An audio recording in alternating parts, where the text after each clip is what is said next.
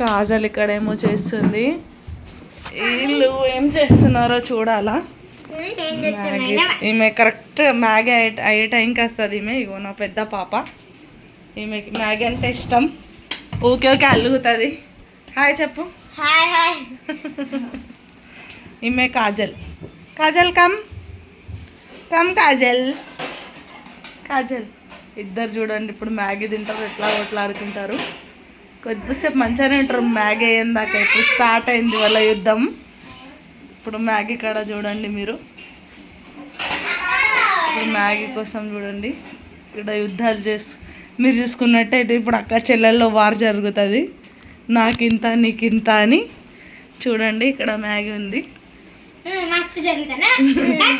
ఇప్పుడు స్టార్ట్ అవుతుంది యుద్ధం.